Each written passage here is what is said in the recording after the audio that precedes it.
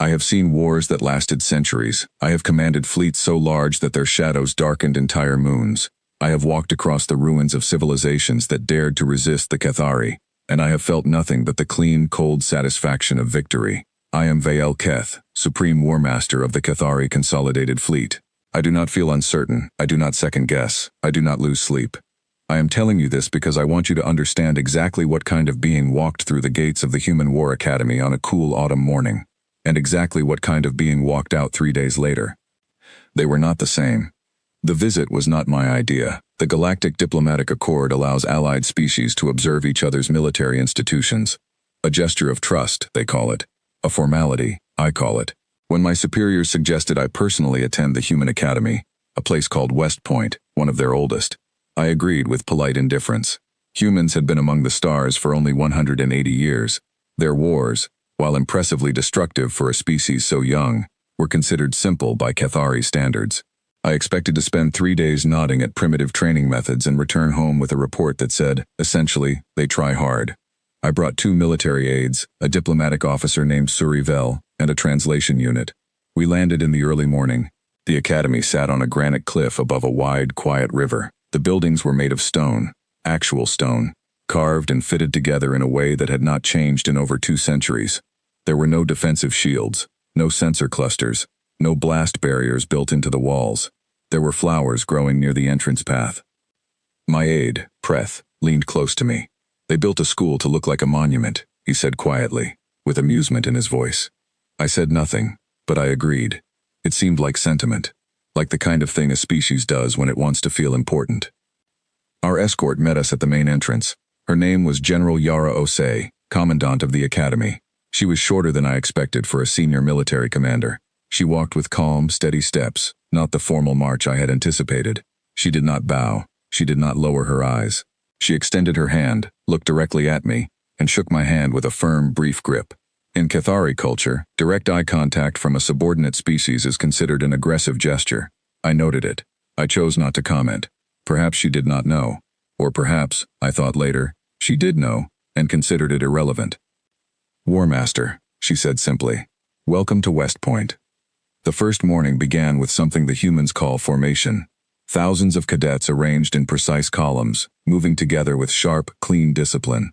I felt some of my initial skepticism soften. This was recognizable. Order, structure, the foundation of any military force worth respecting.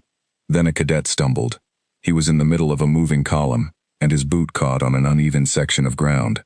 He went down on one knee, hard, and the rhythm of the formation broke around him like water around a stone. I waited for the response I knew. In any Cathari unit, the 2 flanking soldiers would close the gap and move forward, leaving the fallen soldier to recover alone, or be assessed by a rear medic. The unit continues. The mission continues. One body does not stop a formation. That is not what happened. The 2 cadets directly beside the fallen soldier broke their positions without hesitation. They reached down, grabbed his arms, and pulled him upright in one smooth motion. The column adjusted around them. The gap closed from both directions, and within seconds, all 3 soldiers, the fallen one included, were back in step, moving as if nothing had happened. No one lost pace for more than 4 seconds. I turned to General Osei. Those 2 soldiers broke formation, I said. Why are they not being disciplined? She looked at me for a moment, with an expression that I can only describe as patient. Because they made the unit whole again, she said. That is the mission. I wrote it down in my personal log. I did not know what to do with it yet. The morning's first class was held in a large lecture hall. I expected to observe tactical instruction, movement drills, weapon systems, chain of command protocol. Instead, the instructor, a colonel with a long scar running across the left side of his jaw, was teaching military history. Specifically, a battle from over a century ago, a ground engagement on a cold peninsula on Earth itself, in a war that most of the galaxy had never heard of. The battle was called Chosin Reservoir. The soldiers the colonel spoke about had been surrounded, outnumbered, and cut off from supplies in brutal winter conditions. By any logical measure, they should have been destroyed. They were not destroyed. They fought their way out. But here was the thing that caught me completely off guard. The colonel was not teaching this battle as a victory. He was teaching it as something the humans called a fighting withdrawal, a retreat, a tactical failure that became something else through sheer refusal to collapse. In Cathari academies, we study retreats as cautionary lessons, examples of commanders who failed, units that broke, doctrines that did not hold. We study them so that cadets understand what disgrace looks like and are motivated to avoid it. Here, the colonel spoke about that retreat with something close to admiration. He asked his cadets not what went wrong, but what held. The cadets answered without hesitation. Unit bonds, small group loyalty. Soldiers who made decisions on their own when communication broke down, because they already knew the goal and did not need to be told what to do next. I leaned toward Ambassador Surivel. They are teaching their soldiers to disobey, I said quietly. She had spent more time among humans than I had. She shook her head. They are teaching their soldiers to think, she said. I did not respond. I kept watching the class. The afternoon session was the one that genuinely unsettled me. It was labeled simply military ethics. I assumed it would be a short political class, the kind of thing a democratic government requires so that civilians feel comfortable with the existence of a professional military. I assumed it would last perhaps 40 minutes. It lasted 3 hours.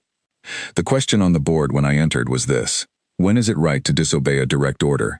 What followed was unlike anything I have witnessed in a military institution. The cadets argued, with each other and with the instructor. They were not timid about it. They cited historical cases, legal documents, philosophical frameworks. One young woman, barely past the beginning of adulthood by human standards, challenged the instructor's stated position so directly and so persistently that I found myself waiting for her to be removed from the class. The instructor did not remove her. He asked her to continue. She did. I sat very still through all of this. In Cathari military culture, questioning a superior's tactical judgment, even in an academic setting, earns a formal reprimand. Questioning their ethics is not something a cadet would dare to do. The assumption built into our entire system is that hierarchy is the ethical framework. The person above you has more experience, more information, more responsibility. That is why they give orders and you follow them. Doubt is friction. Friction slows units. Slow units get destroyed. These humans taught something different. They taught that orders could be wrong, that a soldier who follows a wrong order carries responsibility for what that order produces, that there is a point at which obedience becomes something that a soldier must weigh against their own moral understanding. This was not weakness. I had thought it would be weakness when I first heard about it. I was no longer sure. The second day brought the exercise that I still think about when I look out at the stars at night. 2 cadet battalions, open terrain, full simulated combat. I watched from an observation platform alongside General Osei. Below us, the red team moved with textbook efficiency. Feints, flanking maneuvers, controlled aggression. I recognized their doctrine. It was similar enough to standard Cathari approach that I felt a quiet pride on their behalf. The blue team, defending, held a strong elevated position early.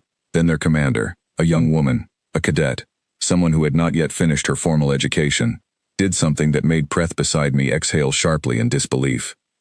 She gave up the high ground, voluntarily. She pulled her entire unit back, down into a ravine that any trained military mind would identify as a trap. Narrow, low, poor sight lines. She has made a catastrophic error, I said to General Osei. The general said nothing. She watched. The red team's commanders saw the same thing I saw. An opportunity. They moved their forces forward confidently, accelerating their timeline, pursuing the retreating blue team down into the ravine. What they did not know, what I did not know, was that the blue team's commander had spent the previous night seeding that ravine with small 3-person cells. Each cell was independent. Each had its own communication. Each had complete authority to act without receiving orders from above. There was no single command node for the red team to neutralize. When the red team's command element was taken out of the simulation, their unit did what trained units do. They waited. They looked for guidance. They attempted to re-establish communication up the chain. The blue team did not wait. They had never been waiting. Each small cell already knew the objective, already had the authority, already had the judgment to act. The exercise ended in 11 minutes. Blue team victory. I stood at the observation railing and looked at the map table for a long time without speaking. General Osei finally broke the silence. Her voice was quiet and matter-of-fact, the way a person speaks when they are saying something they have believed for a long time. We train them to fight without us, she said, because someday, we will not be there. That evening, she invited me to dinner. Just the 2 of us, with translation support, no ceremony. She poured something warm into 2 cups and set one in front of me without asking if I wanted it. I asked her the question that had been building inside me all day. Why do you train soldiers to question? I said. Does it not create disorder? She was quiet for a moment, not the silence of someone avoiding the question, the silence of someone choosing their words carefully because the answer matters. We used to think the way you think, she said. Hierarchy as strength. Unity of command as the answer to everything. We built armies on that foundation for thousands of years. She paused. And then we fought enemies who were perfectly obedient, perfectly coordinated, perfectly synchronized. And we beat them, not because we were stronger or better equipped. We beat them because when their plan broke, they waited for new orders. When our plan broke, our soldiers made new plans. She told me about human history. I had studied it in the way a strategist studies a potential competitor, looking for military capacity, technological development, resource base. I had never truly listened to it. Humans had fought each other for thousands of years before they ever reached space. Wars on every part of their single planet. Wars that destroyed cities, collapsed empires, remade borders, ended cultures. They had failed in every possible way that a military force can fail. They had run out of supplies, lost communication, been betrayed by commanders, been given wrong intelligence, been sent into situations that no one had prepared for correctly. They had cataloged every one of those failures. They had built their teaching on top of those failures.